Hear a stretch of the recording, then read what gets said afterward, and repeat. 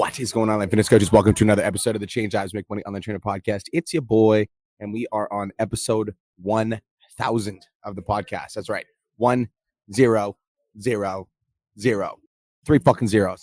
That's what's up. It's been a long time coming. It's actually funny because I'm recording this podcast episode, and my Dominican Wi-Fi in my house went out, and so I was trying to figure out a solution to the problem. I was like trying to hotspot my phone, but my hotspot has like 3G in the Dominican, so I'm like, that fucking not gonna work. So then I went to a local coffee shop, and the local coffee shop does have great Wi-Fi. It's like down the street, but then I'm recording in public in front of a bunch of fucking people, but we're like in the middle of a coffee shop off to the side. So that is what we got to do, though, because we committed that we were going to do 5 episodes this week to break through 1,000. So that's what we got to fucking do, right? We got to fucking get it done.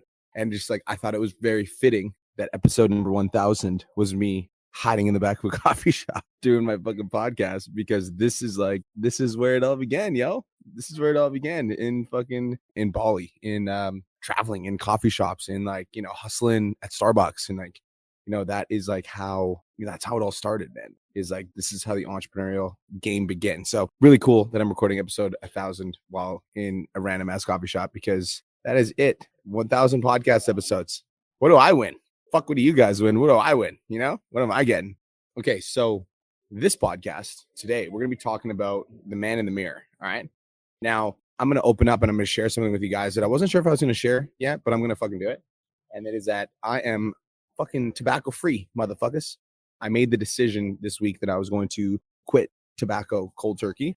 And tobacco and I have had a love-hate relationship. And in the sense that, like, I almost like justified. So like I've been chewing tobacco for like the last few years on and off. And I almost justified it because I was like, I don't drink, I don't party, I don't smoke weed, blah, blah, blah. So like I get one thing that I get to like have for myself. Like I just like fucking bullshit justification, lie to myself. So like this is how I was kind of like clouding my awareness and like allowing myself to do something that I knew that was holding me back. This week, I was like, I'm not willing to do that anymore. Fuck that. And I cut it cold turkey. By the way, side note, if you guys are a tobacco connoisseur / you're, you know, on the journey of quitting / you want to quit, whatever, check out The Easy Way to Quit Smoking. It's fucking fire. It literally, that audiobook transformed my life. I was like, listen to it, completely transformed my life. So Easy Way to Quit Smoking. Besides the point, I want to talk about like the frame on which I quit and what made me to make the decision to become the highest level version of myself. Because guys, this is the truth, right? And this is hard for a lot of people to understand when you're first getting started. But once you start, like once you figure out like how to make money, like how to grow your online coaching business, how to post on social media, how to sign clients, whatever, all that stuff, and you make enough where you can cover your basic necessities, like you could just live on that for the rest of your life if you really wanted to. Like I'm at a place right now where like, even if I didn't really want to work, I wouldn't really have to work. Like I'm doing it because I want to.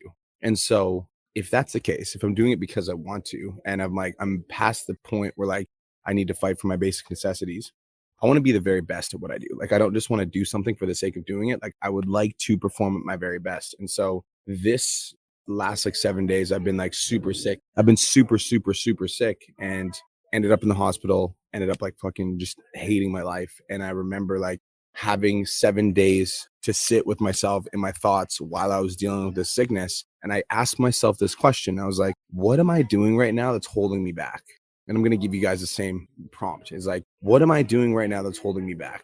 You know, I also had this moment where Coach Ian Macklin, who is like Andy Elliott, by the way, if you guys, you're like, why is he so fucking quiet? It's because I'm in a coffee shop. So we're past that point now. But if you're just tuned in and you're wondering why I'm talking so quiet, because I'm in the middle of a coffee fucking shop. I got a call from one of my boys, Evan Macklin, who's Andy Elliott's like right hand. Him and I have gotten pretty close over the last few months. And we were talking about like meeting up, whatever. And I had this like internal feeling. I'm like, oh, like if he found out this thing about me, like I wouldn't like that. And like the thing that I was like, if he found out that I chew tobacco. And then I'm like, also, that's not something I'd want to pass on to my kids. That's not something I'd want to pass on to my community. That's not something I'm like, I want to boast about and be proud about. So I'm like, I don't fucking like that. And so I'm like, if I think about the version of me in 10 years from now and the version of me that like I want to fucking be, I'm like, I want to do the things that that guy's doing. And I want to be proud of the person that I am.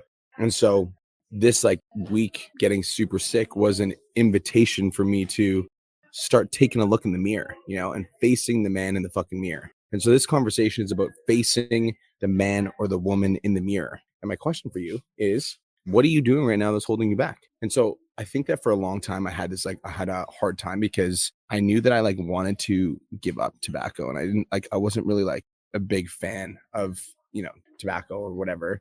Even like I recently, I would say within the last like 3 months, I decided that I was going to stop fucking weed altogether. It just like wasn't giving me any value anymore. And I think a lot of people have a hard time letting go of things that are holding them back because they view it as a sacrifice, right? Like, oh, I gave up drinking and I gave up partying and I gave up these things, right? So, like, for me, it's like I had a hard time giving up, quote unquote, tobacco because I viewed it as like this sacrifice that I had to make to become the highest level version of myself. When in reality, I'm like, it's not a sacrifice, it's a liberation. It's like I made the decision that I'm going to be the highest level version of me. I'm like, I'm fucking breaking free of the shackles of the things that were holding me back. And this like same perception can be used when we're talking about drinking, right? It's because I think a lot of people, when they think about like, they don't want to go and party anymore, they're like, oh, I gave up partying. I gave up fucking drinking. I gave up this fucking, I gave up my nights out. It's like, no, you like liberated yourself. You're like, you liberated yourself. You made the decision. You're like, I'm going to let go of all the shit that's fucking holding me back. And that's like, and that's not a sacrifice. That's like a fucking gift to me. I'm like giving myself the gift of like letting go of anything in my life that I'm doing that's holding me back from being the highest level version of me, right? It's not a sacrifice, it's a liberation. And it seems like a small idea, but it's actually a big mindset because, as an example, like if you're like, oh, I gave up partying and I gave up drinking and I'm like, I'm making the sacrifice, I'm making the commitment, like I'm willing to sacrifice for my fucking goals, right? I'm fucking willing to sacrifice. If you view it as a constant sacrifice, it's only a matter of time before you go back to it because you view it as something that you actually want to do. Like you saying it's a sacrifice is you actually saying you want to do it and you're giving it up for whatever XYZ reason. Right. So like by saying like, oh, I'm sacrificing for my fucking goals, like I'm making the sacrifice. It's like, it's only a matter of time before you're no longer willing to sacrifice and you want to go back to doing the thing that actually gives you value. So instead of viewing it as a sacrifice, we need to view it as a liberation. Like, yo, I fucking set myself free. I'm not that guy that goes out and gets fucked up every weekend. What a fucking blessing.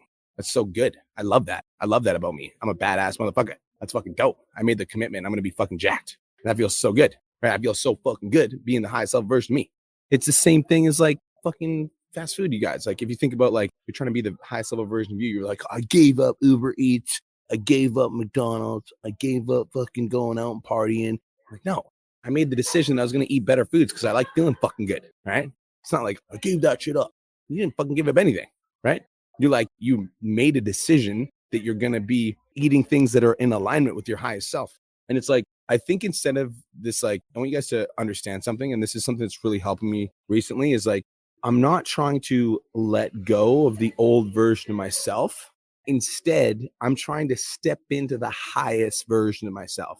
Okay. Because letting go implies that there's something in my past that I'm like holding on to, right?